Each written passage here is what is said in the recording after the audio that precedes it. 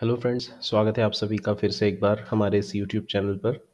So before we get started, बस एक standard disclaimer देना चाहूँगा कि यहाँ पे जो भी स्टॉक्स डिस्कस हो रहे हैं, हम नहीं चाहते कि आप उसमें डायरेक्ट जाके कोई इन्वेस्टमेंट करे या उनको ट्रेड करे, या अगर आप ऑलरेडी उसमें इन्वेस्टेड है तो उसमें से पैसे निकाले यानी उन्हें सेल आउट करे। हमारा ये इंटेंशन नहीं है। इस प्रकार का कोई इंटेंशन नहीं है ये वीडियो बनाने में। हम बस ये चाहते हैं कि जो स्ट्रैटेजीज हम डिस्कस कर रहे हैं आप उनके बारे में सीखिए और एक एजुकेशनल पॉइंट ऑफ व्यू से ही इस वीडियो को देखिए, ना कि इसमें जो नाम डिस्कस हो रहे हैं या जो स्टॉक्स डिस्कस हो रहे हैं उनको डायरेक्ट जाके आप अपना पैसा लगाएं, बिकॉज इसमें आपको लॉस भी हो सकता है जो हमें भी होता है, and we are very open about it. Okay. So first of all अगर हम मार्केट को देखें तो यहाँ पे काफ़ी ज़बरदस्त वीकनेस नज़र आ रही है। लास्ट टाइम जब हमने डिस्कस किया था तो मार्केट कहीं ना कहीं यहाँ पर था और ऐसा लग रहा था कि एक बॉटम बना के बेस बना के अब ऊपर जा सकता है। वहाँ से ज़बरदस्त रेजिस्टेंस मार्केट को मिला, एंड यहाँ से अब आप देख सकते हो कि 200 डे मूविंग एवरेज के भी नीचे फिलहाल इंडेक्स है। तो ये क्यों हुआ, इसका मेजर रीज़न जो यहाँ से हुआ, ये गैप डाउन हुआ, इसका मेजर रीज़न ये है कि फेड जो यूएस में इंटरेस्ट रेट्स को रेगुलेट करता है, उन्होंने एक बयान दिया। उन्होंने इंटरेस्ट रेट 25 बेसिस पॉइंट्स यानी 0.25% से लोअर तो किए हैं। उनकी जो दिसंबर वाली मीट हुई है अभी लास्ट वीक उसके अंदर, लेकिन उन्होंने ये भी कहा है कि 2025 में शायद इंटरेस्ट रेट वो कट करने का, जो उन्होंने इससे पहले सितंबर या शायद अक्टूबर वाली जो भी मीट, इससे पहले वाली दिसंबर से पहले वाली जो मीट थी उसके अंदर उन्होंने कहा था कि 25 में भी 2025 में भी इंटरेस्ट रेट्स को वो कट करने की तरफ उनका रुझान है।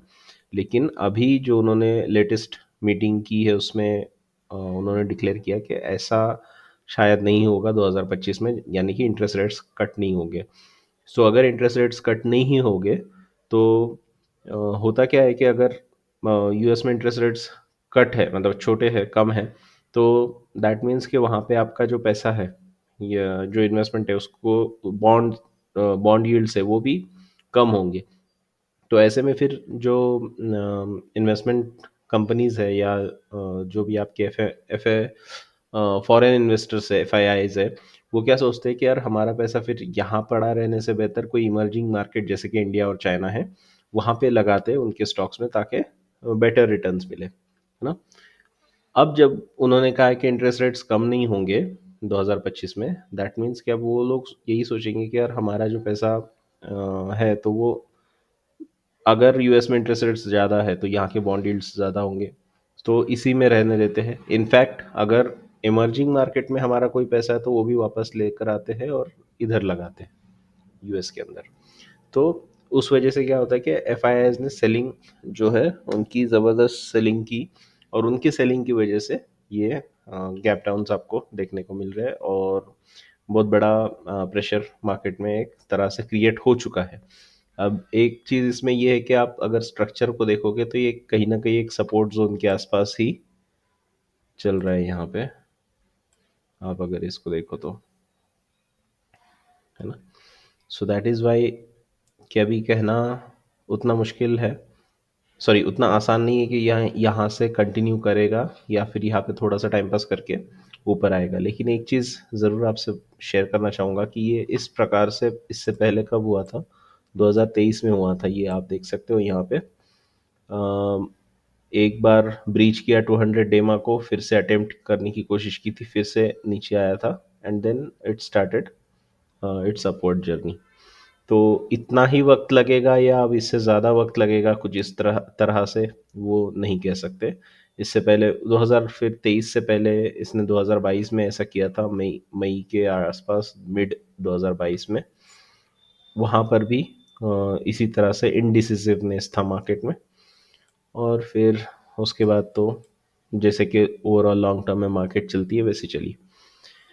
अब यहाँ पर ये कब तक ऐसे करेगा ये तो बता नहीं सकते, लेकिन हमारा काम है कि ऐसे कंडीशन में कौन से स्टॉक्स आउट परफॉर्म कर रहे हैं या कौन से स्टॉक्स ऐसे जो अपने 52 वीक्स हाई के आसपास ही है and they are not giving up, ऐसो को स्क्रीन करना है। और जब हो सकता है कि जब जो झुकाव है मार्केट का वो ऊपर की तरफ जाए, है ना, अप ट्रेंड की तरफ, तो हो सकता है कि जो स्टॉक्स अभी इस फॉल को रेजिस्ट कर रहे हैं वो और भी अच्छे से परफॉर्म करें।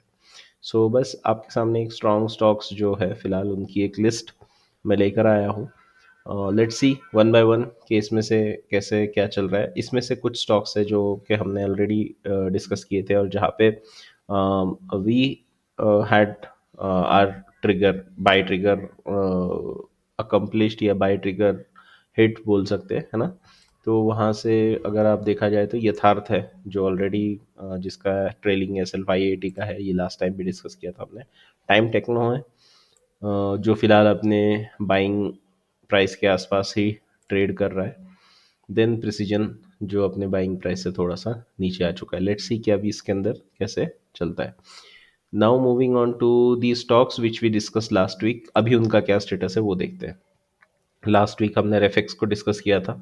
वी वेर एक्सपेक्टिंग कि यहाँ से कहीं एक ब्रेकआउट आ सकता है, बट ऐसा हुआ नहीं है ना। ये हमारी ब्लूप्रिंट थी ट्रेड जो हम प्लान कर रहे थे उसके हिसाब से, बट ऐसा कुछ हुआ नहीं है। तो फिलहाल देखते कि ये कब तक ऐसा बेसिक पीरियड कंटिन्यू करता है। फिलहाल के लिए इसको हटा देता हूँ। Then we have Siyaram silk. Siyaram silk में हमें पावर प्ले लग रहा था, है ना। यहाँ से जो प्राइस निकली है ये 13 दिसंबर के बाद यहाँ से सॉरी हाँ, यहाँ पे हमने इसको एनालाइज किया था। देन मंडे को कुछ इस तरह से हुआ एंड देन उसके बाद तो ये कंटिन्यूअसली डाउन जा रहा है। सो लेट्स सी कि यहाँ पे कोई बेसिंग जैसे हमने यहाँ पे बताया है वो बनती है या नहीं। फिलहाल के लिए इसको भी हटा देते हैं so that we are focused on what we need to look at. इसके बाद है विधि स्पेशलिटी इंग्रेडिएंट्स। तो इसमें फ़िलहाल एक कंसोलिडेशन हो रहा है अपने 52 वीक हाई के आसपास एंड यहाँ से भी प्राइस जो है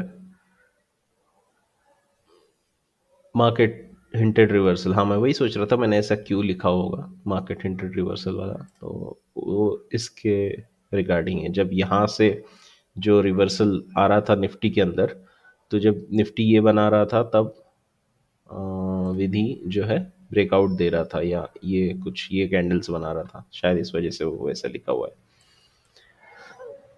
ओके, सो इसके अंदर भी वेट एंड वॉच है। गोकेक्स है। गोकेक्स के अंदर भी आप देख सकते हो कि प्राइस जो है 52 वीक हाई के आसपास है और heavy accumulation and big base से ब्रेकआउट, बीबीओ से ब्रेकआउट। ये बड़ा सा एक बेस अगर मैं आपको वीकली सेटअप पर बताऊँ तो ये एक बहुत बड़ा बेस आप देख सकते हो यहाँ से कुछ इस तरह से बना हुआ था, है ना। और प्राइस अब उसमें से ब्रेकआउट करने की कोशिश कर रही है। Then we have AGI green pack. Sorry for this. AGI green pack में हमारा wait and watch continuation base जो है वो जारी रहेगा। Then we have Polyplex. Polyplex में रिवर्सल है, ये ट्रेंड रिवर्सल के जैसा, बिकॉज यहाँ पे higher highs and higher lows बन रहे हैं। सो इट्स नॉट लाइक कि सेटअप इनवैलिड है, सेटअप इज स्टिल वैलिड। और देखा जाए तो 50 डेमा और 200 डेमा भी परफेक्टली अलाइंड है, ऊपर की तरफ इंक्लाइंड है। अब बस देखना ये है कि हमें एक पिवट एंट्री कहाँ पर मिलती है। ये जो फिर एक बार रीड्रॉ करता हूँ मैं आपके लिए कुछ इस तरह से। वी वुड लाइक टू सी कि ऐसा कुछ बने, है ना।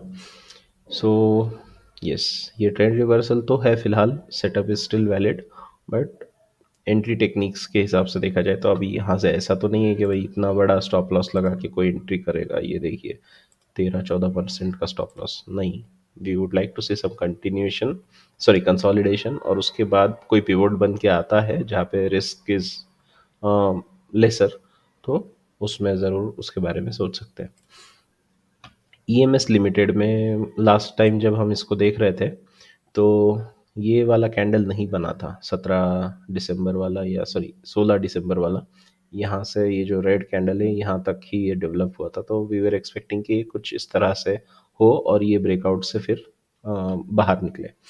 लेकिन हुआ ये कि जैसे ही ट्यूसडे आया उसी दिन इसने यहाँ से ब्रेकआउट मारा। बट अगर आप देखोगे कि यहाँ से in case we had tried to get in, तो आप देख सकते हो यहाँ पे स्टॉप लॉस जो है वो 10.5% के आसपास है, which I do not take. Because जब आप, जैसे मैं हमेशा हर वीडियो में कहता हूँ कि 10% के ऊपर आपके स्टॉप लॉस जब हो तो दैट मीन्स कि आप अपने रिस्क को ज्योमेट्रिकली मल्टीप्लाई करोगे इन केस वो बार बार हिट होते हैं, या है ना। तो that is why we avoided it so far. देखते हैं कि ये स्टिल एक बेस में ही है, क्योंकि प्राइस जो है यहाँ से फिर से अंदर आ गई है, तो ये कंटिन्यूएशन होता है या नहीं उसके हिसाब से फिर सोच सकते हैं। Then we have Sunflag. अच्छा, ये जो स्टॉक्स है अब, these are the stocks which we have identified in this week after the Friday's close. तो सनफ्लैग में ये है कि एक तो मेटल सेक्टर का स्टॉक है जो कि कंपैरेटिवली थोड़ा सा बेटर लग रहा है, क्योंकि यहाँ पर एक बड़ा बेस था। आप देख सकते हैं कि ये कहाँ से बन रहा है, अगस्त 2023 से। तो इसके अंदर से ये ब्रेकआउट निकल के आ रहा है ना। आप देख सकते हो यहाँ पे कि ये तकरीबन कुछ इस तरह का ये बेस है, और उसमें से जब प्राइस ब्रेक कर रही है, so there could be a chance कि ये कंटिन्यूएशन हो जाए एक लार्ज बेस से जब प्राइस ब्रेक कर रही है तो। एंड वॉल्यूम्स अगर आप देखोगे तो ब्रेकआउट की जिस तरह से वॉल्यूम्स आते हैं उसी तरह से आपको ये वॉल्यूम्स भी देखने को मिल रहे हैं। लेट्स सी, अब यहाँ पे वेट एंड वॉच का सीन है, because still we are waiting for the pivot point to get reflected chart पे। जब वो रिफ्लेक्ट होगा कोई पिवट पॉइंट, तो उसके बाद ही इसको लेने में या इसके बारे में सोचने में कोई मज़ा है ना।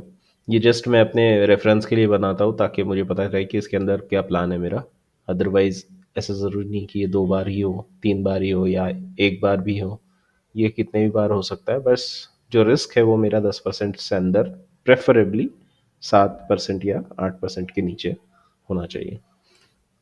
Then we have Indira Medco. Indira Medco का सेटअप भी मुझे काफ़ी अच्छा लग रहा है, बिकॉज यहाँ पर आप देख देख सकते हो कि ये स्टॉक जो है ये 52 वीक हाइस के आसपास एक बहुत ही टाइट रेंज में कंसोलिडेट कर रहा है। और ये एक बेस ओवर बेस सेटअप भी है, मतलब ये एक बेस बना था और उस बेस के ऊपर अब ये बेस बन रहा है, बिकॉज मार्केट में प्रेशर है तो प्राइस जो है डायरेक्ट ऊपर नहीं जा पा रही है, तो इसलिए ये थोड़ा सा और टाइट कंसोलिडेशन यहाँ पे दिखा रहा है ना। तो ये बेस ओवर बेस का आपका सेटअप हो गया यहाँ पे।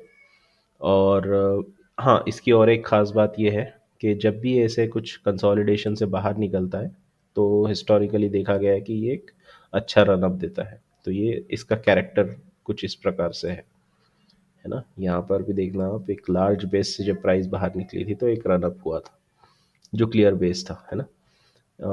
यहाँ पे नहीं कह सकते हम, बिकॉज ये बहुत ही अन अन रिकॉग्नाइजेबल बेस है ये। जनरली ऐसे जब सेटअप्स बनते हैं आप देख सकते हैं यहाँ पे गैप अप्स काफ़ी हो रहे थे, तो इससे में सेटअप का जो वैलिडिटी है वो ट्रस्टवर्दी नहीं होता, वैलिडिटी नहीं मिल पाती उसको।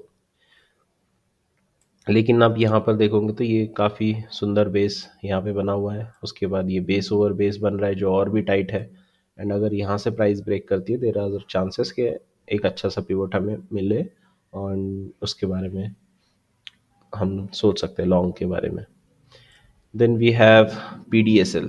सेम PDSL में अगर आप देखोगे तो यहाँ पे एक बड़ा सा कंसोलिडेशन आपको देखने को मिल सकता है। अगर मैं इसको वीकली पे लगाऊँ तो शायद ये और स्मूदन हो जाए। PDSL में आप देख सकते हैं कि ये कुछ इस तरह से डेवलप हो रहा है ना। एक बेस बन रहा है जिसके जो पुल बैक्स है वो छोटे हो रहे हैं, एटलीस्ट फर्स्ट पुल बैक के कंपैरिजन में। सेकंड तो फिलहाल छोटा ही है, अब ये थर्ड पुल बैक आ रहा है। देखते हैं कि ये कितने देर तक यहाँ पे पुल बैक देता है। देन हो सकता है कि यहाँ से एक ब्रेकआउट भी देखने को मिले। सो इसका, हाँ, इसका भी और एक है कि जब भी बड़े बेस से ब्रेक करता है तो एक अच्छी रैली इसके अंदर देखने को मिलती है, सो फार मिली है। सो वी आर अज्यूमिंग कि शायद यहाँ पर भी ये हिस्ट्री जो है इसकी रिपीट हो सकती है। Okay, that's all for today. छोटा वीडियो था आज का, बिकॉज ऑब्वियसली हमारे पास जो स्क्रीनर है उसके अंदर ज़्यादा स्टॉक्स हमें मिले नहीं। अक्सर स्टॉक्स जो है अपने बॉटम की तरफ ही भाग रहे हैं, लेकिन हमारे जो क्राइटेरिया होता है 52 वीक के आसपास के स्टॉक्स देखने का, तो उसके अंदर की वो जो लिस्ट है वो श्रिंक हो गई है। सो दैट्स वाई आज की लिस्ट में भी कम ही स्टॉक थे वॉच लिस्ट में रखने के लिए। लेकिन जो भी है इनको हम वॉच करेंगे इस वीक एंड देखेंगे कि इसमें कौन से ऐसे स्टॉक्स है जो हमारे लिए एक पिवट पॉइंट डेवलप करके देते हैं। Thank you for your time and have a profitable year ahead.